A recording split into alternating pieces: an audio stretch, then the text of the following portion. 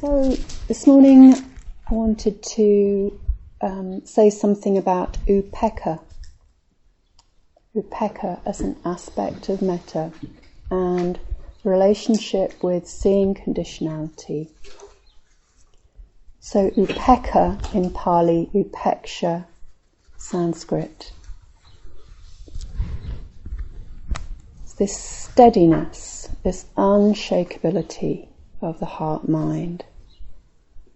Freedom from the push and pull, craving and aversion, wanting and not wanting.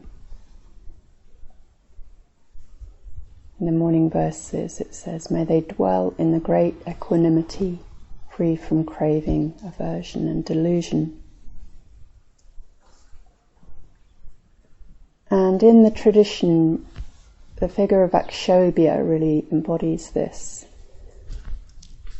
Grounded, rooted, with the earth-touching mudra, unshakable. So this quality, it's kind of a bit different depending on context. So it's a dhyana factor, a factor of deep samadhi, or dhyana. There's this stillness, peace, freedom from the push and pull. But in that context, there's no longer anything that's going to give rise to that pushing and pulling, because all the Vedana has faded. The pleasant and unpleasant has faded to the neutral, to the neither pleasant or unpleasant.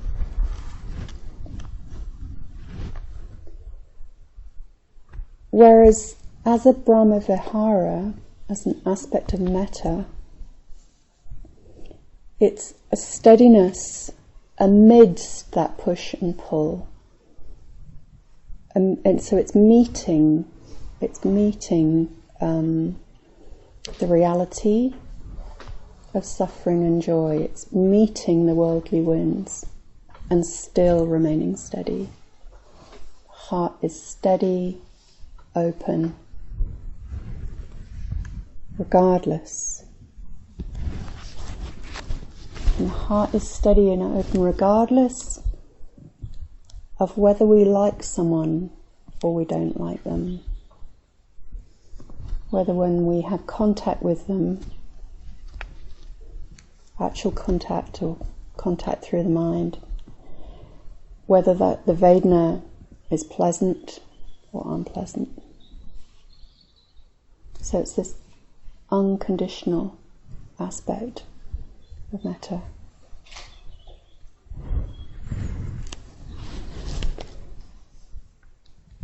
So when Metta is infused with Upekkha, it's more stable, it's broader. Bhante says equanimity represents a stabilization of happiness. So it's as if Upekkha expands the range of the heart. It allows the heart to stay open and peaceful in a wider range of conditions.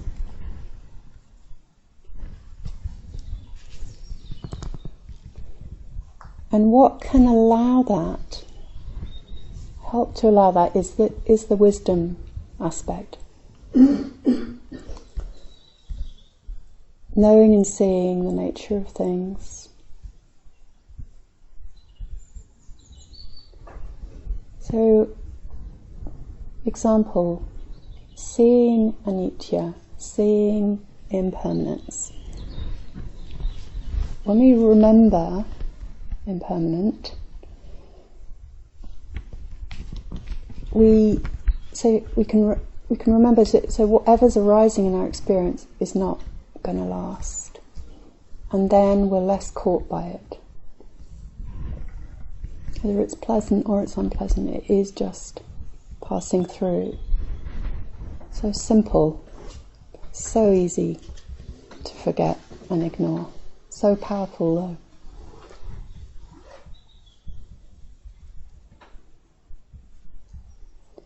So the classic wisdom reflection that's part of the Upekkha bhavana, the cultivation of equanimity, is about karma. All beings are heir to their karma.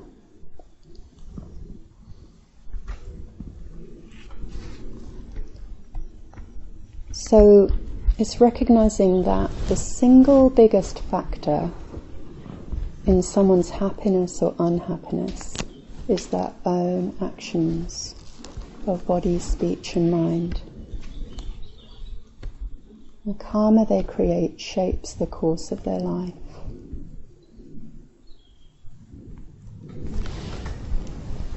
So Kamalashila, in his book on meditation, when he's talking about Upekkha and Upekkha bhavana, he broadens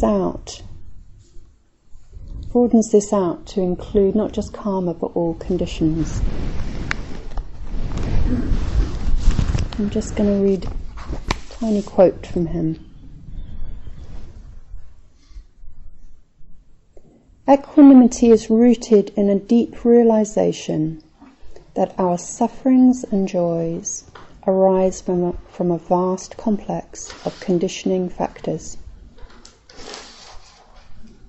Equanimity balances heartfelt wishes for joy, for happiness, joy and freedom, with a recognition that things are the way they are.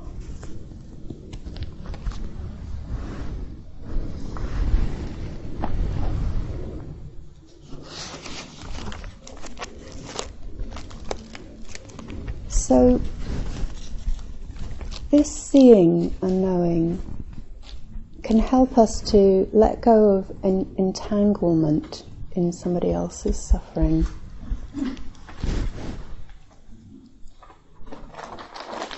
It can allow us to see, as Sharon Salzberg puts it, we cannot ultimately control someone else's happiness and unhappiness.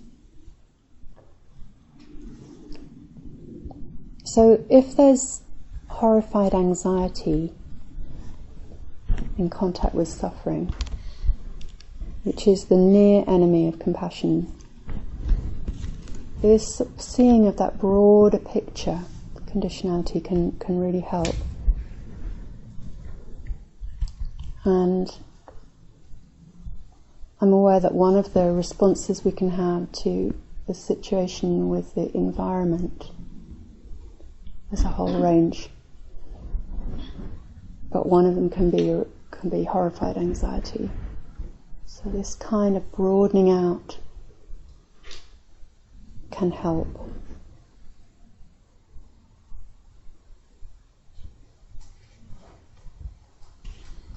This horrified anxiety gets in the way of real compassion, of the heart really staying open. So this can also help with ill will.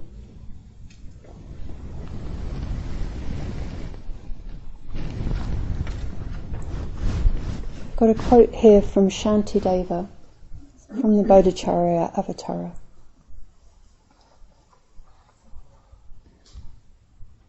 Hence, everything is governed by other factors, which in turn are governed by others. And in this way, nothing governs itself. Having understood this, I should not become angry with phenomena, which are like apparitions. I'll put this in the quotes folder. So,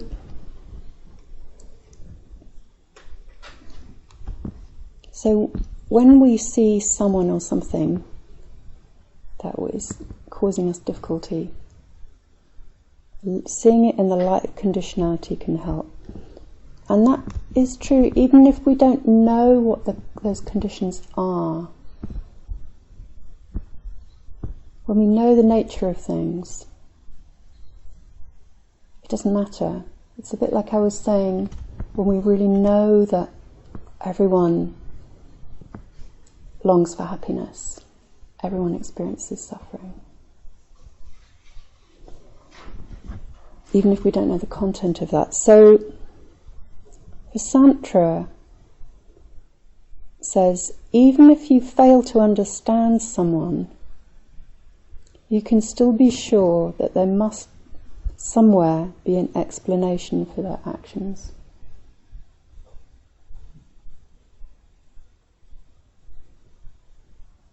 We probably all had an experience sometime of like feeling really annoyed or aversive to someone's behaviour and then finding out something about them and their history. And you think, oh wow, okay. Well, that makes complete sense then. And we realise we've just been making these assumptions and we don't really have a clue about what that person's experienced in the past, what they've been subject to, what they're having to deal with.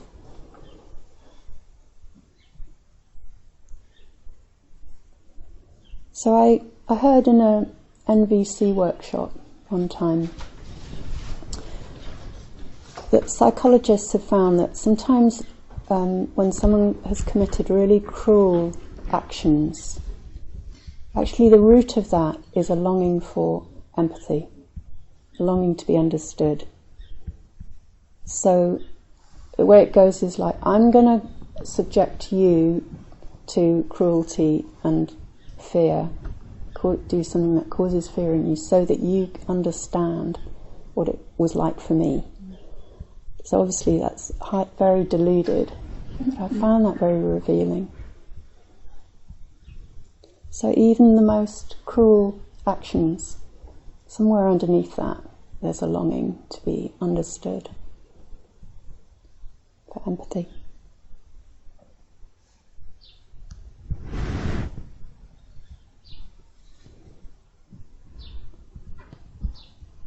So Shantideva says, I'll read it again, hence everything is governed by other factors, which in turn are governed by others. And in this way nothing governs itself. Having understood this, I should not become angry with phenomena, which are like apparitions. So an apparition is like a vision or a ghost. So what he's saying here is that because things are conditioned, they're insubstantial, empty, ungraspable.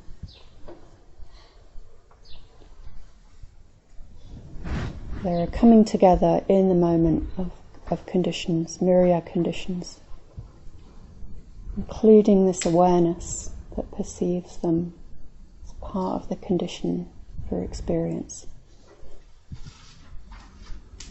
It's like a rainbow coming together. Everything's like that.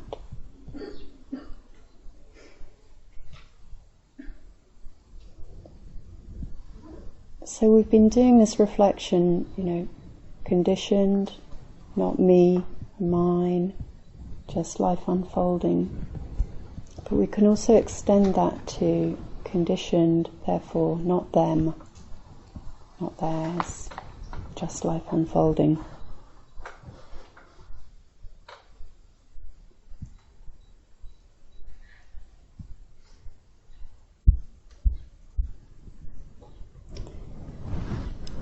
So we were looking at how a sense of space, spaciousness, can help to unbind the heart, because it loosens this sense of separation, this sense of subject and object, that duality, subject-object. And this reflection on conditions, seeing things as embedded in conditions, can be another way to do that, to bring space.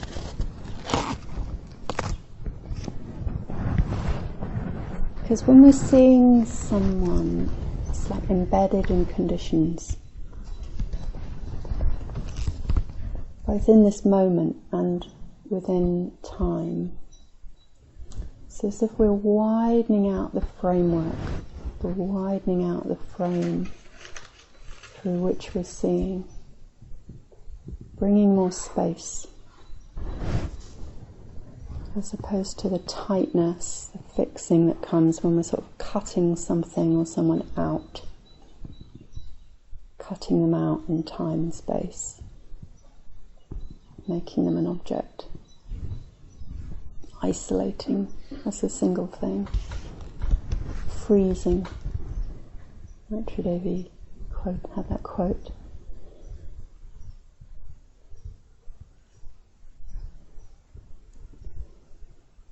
So a quote here from Rob Babea. No thing is as small, limited and sharply defined as it seems. Its nature is in some ways infinite, full of the totality of other things. And these other things too are not separate, not isolatable. They're mutually defining, mutually supporting, interpenetrating.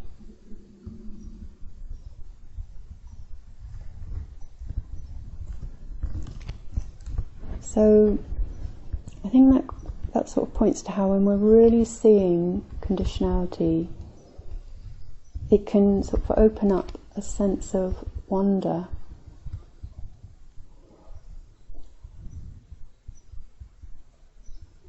And I think when we did the meditation on the moon, I definitely felt that. The extraordinariness of it, absolute amazingness of this existence. And that can just be another thing that just really opens the heart. And so much of the time we're just, I speak for myself, I'm ignoring that. I'm caught up in my to-do lists and I'm not aware of how blooming amazing it is. And I think I might have said I've been watching David Attenborough recently, that last series he's done called 7 Worlds, 1 Planet, where he's going through each of the continents. And I've been doing that very consciously because it puts me in touch with this sense of wonder. It's also quite heartbreaking because of what he's showing about the environment, but it does also just show that, for me it really opens up that sense of the incredibleness of life, and it kind of pulls the heart open for me.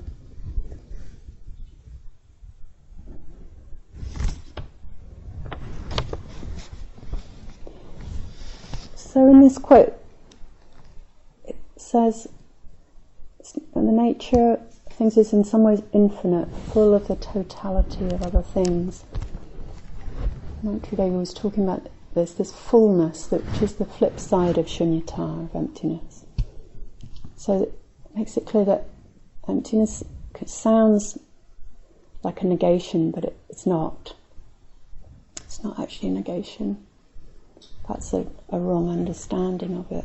It's just saying that things can't be grasped, can't be pinned down. And I think there's often confusion about this when it comes to anatta, no self. And you might hear it said, there is no self, there is no self. But that is a method, it's not a statement of truth.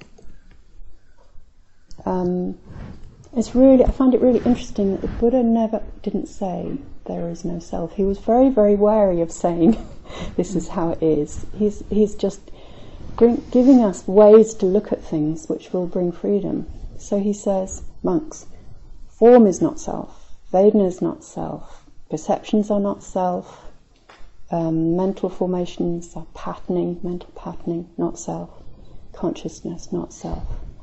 This should be seen as it properly is. But he doesn't say there is no self, because it's so easy. if you make a statement like that, to sound like there's nothing, and that's kind of ridiculous. It came into the beautiful poem from Ratnashuri. She's saying, nothing findable, and yet, and yet, and yet.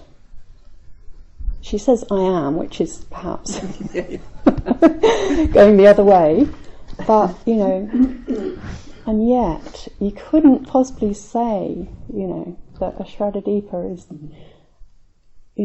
that there's nothing, it's clearly there's something amazing and meaningful going on.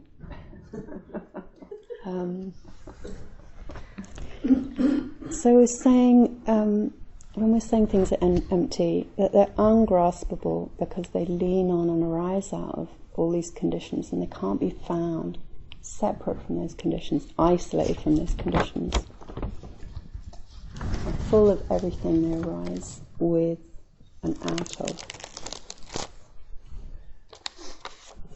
I think it's great to look at the sort of emptiness of metta, because it's so obvious that, metta it would be very ridiculous to say it doesn't exist. It's deeply meaningful and beautiful, and yet, where is it? Can you find it in time? Can you say, in this moment, right now, this is it? It's happening. Metta and nothing else.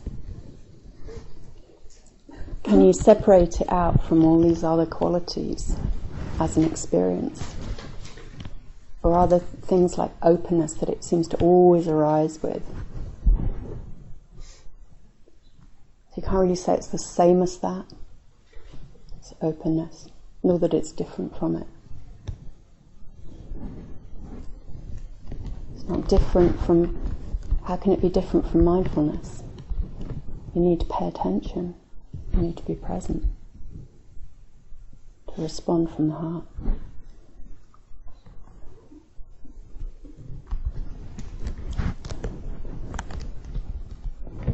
And it's not separate from you can't really separate what gives rise to it and what arises out of it. It's a little bit like on our metta tree. You can't really separate out the roots from the leaves and fruit and blossoms. You can see that circularity in the tree. So the roots feed the tree, leaves, blossoms, fruit. Then those fall, and those then feed the roots. So the same thing with metta. So you take any of those things that have been written up. So say you take deep listening, condition for metta. But then when the heart opens, the capacity to listen deeply to ourselves, to others, is fed, isn't it? So that deep listening is a cause and a result of metta.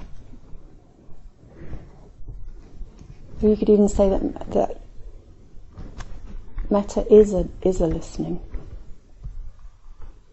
Although when you're saying that, you definitely wouldn't be saying it's only that thing, as Maitri Devi was very much emphasizing.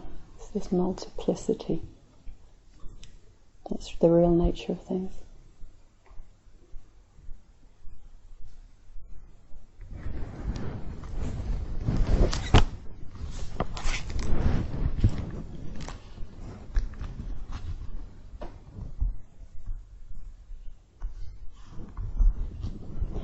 I found it really interesting. Then Maitri Devi and I were on a really great event at Astana, which was for meditation teachers. And at one point there was a discussion about what metta is. And there was a bit of, it's okay, is it a volition? Oh, it's not only a volition. Sometimes that's said, it's a volition, it's a wanting. Right, because that helps it to not just be a particular emotional, that it's got to manifest in a particular way emotionally. And it's like, yeah, but it does have a feeling, an emotional component. And it's like, well, maybe is it an attitude? Oh, no, you can't say it's only... And then I realised in the middle of this, we're trying to pin it down, we're forgetting emptiness. We're forgetting that it's never going to be one thing. It's never, ever going to be one thing. It's not going to be graspable. And part of the meaning of emptiness, the Santra made this clear to me, is that things can't be grasped in time, in space, or in concepts. They can't be grasped in concepts either. It can't be grasped as an idea.